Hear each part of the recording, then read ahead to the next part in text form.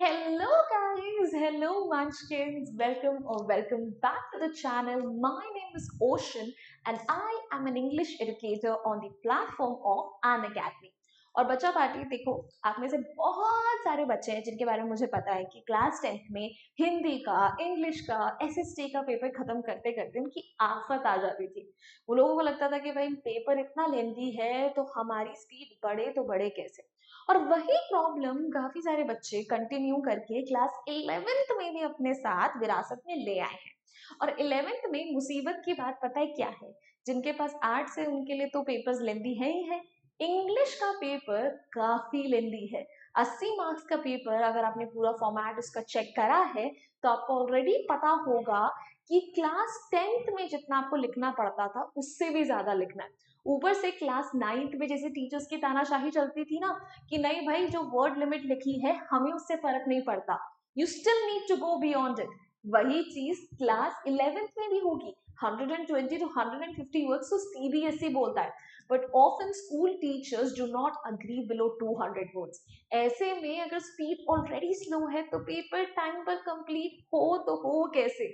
बहुत बड़ी आफत है। तो कोई नहीं, सॉल्यूशन मैं प्रोवाइड कर देती हूँ, because today I'm going to share with you some amazing and practical tips that will help you increase your handwriting speed. तो भाई देरी किस बात की है, जल्दी से वीडियो को लाइक कर दो, चैनल को सब्सक्राइब कर दो and let's get into it. Now the first step of the day, use a pen or pencil that is most comfortable for you.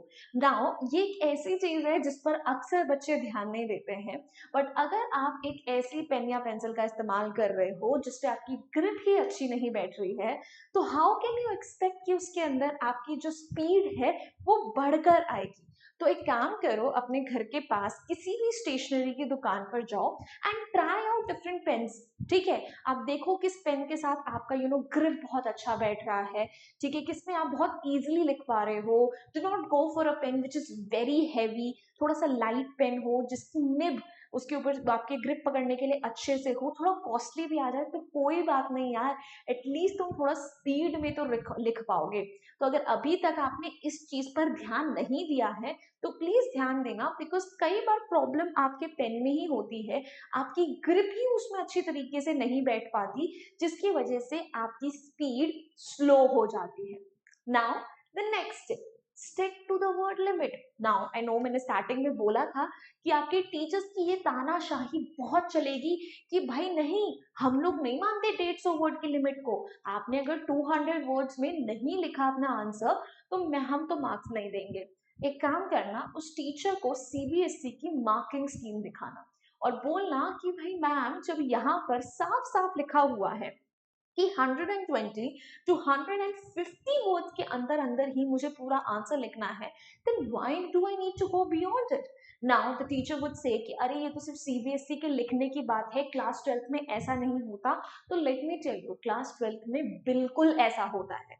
There is a reason why CBSE lays down these kind of rules, these kind of things, जिस उनको पता है कि हमारा अगर paper already इतना लंबा है तो उसमें अगर हम वर्ड लिमिट को और एक्सीड करने के लिए बच्चों को कहेंगे तो उनका पेपर तो कभी टाइम पर कंप्लीट हो ही नहीं पाएगा। तो आपके जो शॉर्ट राइटिंग टास्क है उसमें 50 वर्ड्स की लिमिट है, स्टिक टू दैट। जो बड़े हैं उनके अंदर 120 टू 150 की लिमिट है, मैक्सिमम 160 170, उससे ऊपर नहीं। जो आपके शॉर्ट आंसर्स है 40 टू 50 वर्ड्स, तो उसी के अंदर सीमित रहना है, उसके बियॉन्ड जाने की कोई जरूरत नहीं है। कोई टीचर, आप सोचो ना यार, खुद बैठ के सोचो कि जो एग्जामिनर को आपके दिन की 1000 कॉपीज चेक करनी है या सम हंड्रेड्स कॉपीज चेक करनी है, उसके पास इतना टाइम होगा कि वो इतने लंबे लंबे आंसर्स डिटेल में पढ़े? They would rather appreciate someone जिन्होंने to the point and crisp answers लिखे हैं। Now moving on to the next one, manage your time as per each question and section. Problem पता है क्या आती है कि जब आप अपना पेपर लिखना स्टार्ट करते हो तो आप उसे क्वेश्चन वाइज या सेक्शन वाइज डिवाइड ही नहीं करते। आपके दिमाग में बस ये होता है कि मुझे 3 घंटे में अपना पूरा पेपर करना है। उस 3 घंटे के अंदर पर सेक्शन पर क्वेश्चन मुझे कितना टाइम देना है, ये किसी के दिमाग में बात आती ही नहीं। और प्रॉब्लम सारी की सारी वही है। अक्सर मैथ में भी ये इशू आता होगा ना, बिकॉज बहुत सारे क्वेश्चंस होते हैं, न्यूमेरिकल बेस्ड जो क्वेश्चंस होते हैं, उसके अंदर करते करते टाइम कहाँ चला जाता है पता ही नहीं चलता, और उसके चक्कर में कई बार जो आता हुआ पेपर है वो भी छूट जाता है।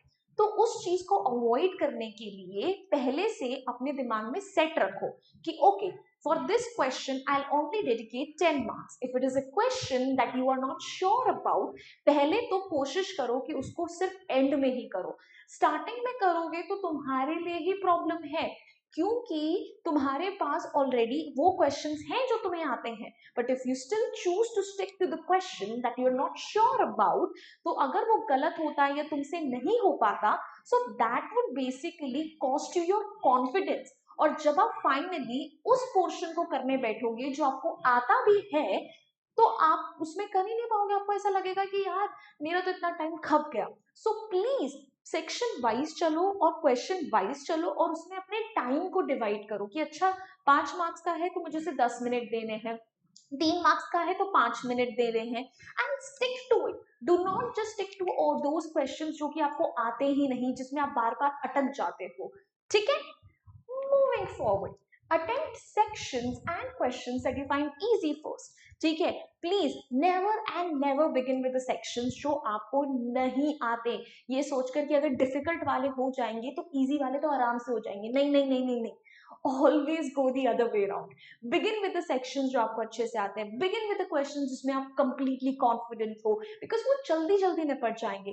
तो एटलीस्ट वो पोर्शन तो सॉर्ट हो गया ना, जिसको आपको पता है कि इसके मार्क्स तो मिलने ही मिलने हैं। Now you can easily focus on that part of the paper जिसमें आपको डिफिकल्टी आती है। जितना हुआ अच्छी बात है, नहीं आता तो तुम्हें तो पहले से ही पता था कि उसमें प्रॉब्लम तो आनी है।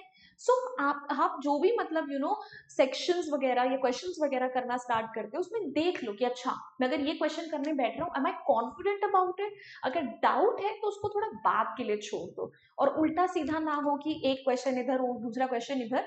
तो अकॉर्डिंगली उसके लिए स्पेस छोड़ दो, so that you can come back to this question at the end and then try attempting it.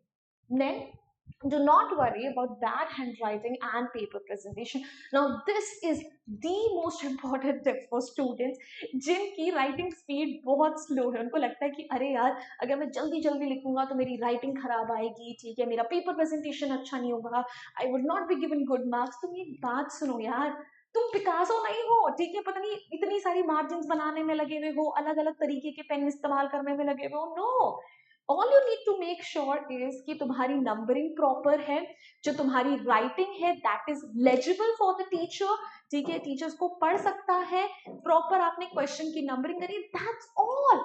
उसके बियॉन्ड कोई टीचर कुछ भी तुमसे एक्सपेक्ट नहीं कर रहा है। तो बस इतना ही पेपर प्रेजेंटेशन पे ध्यान देना है, उसके बियॉन्ड रहने दो चीजें। तो भाई दैट्स, अच्छा एक और है, sorry, use a timer to help meet your goals. ये बहुत जरूरी है। जब आप नॉर्मली भी अपने क्वेश्चंस प्रैक्टिस कर रहे हो एग्जाम से पहले, put a timer.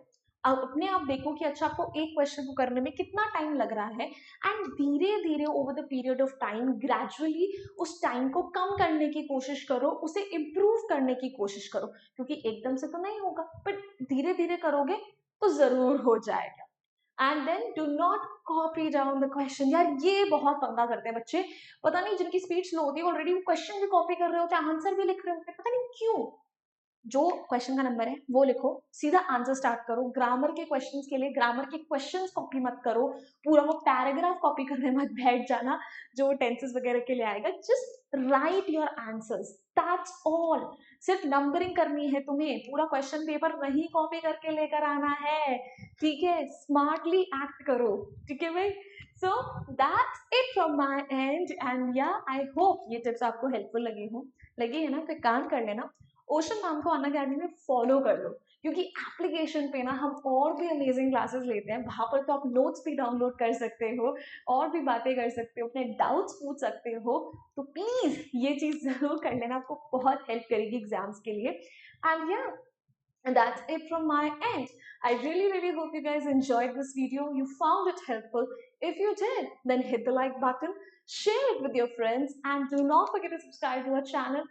I'll see you guys next time. Until then, bye bye, hasta la vista, फिर मिलेंगे पढ़ते पढ़ते। Bye guys.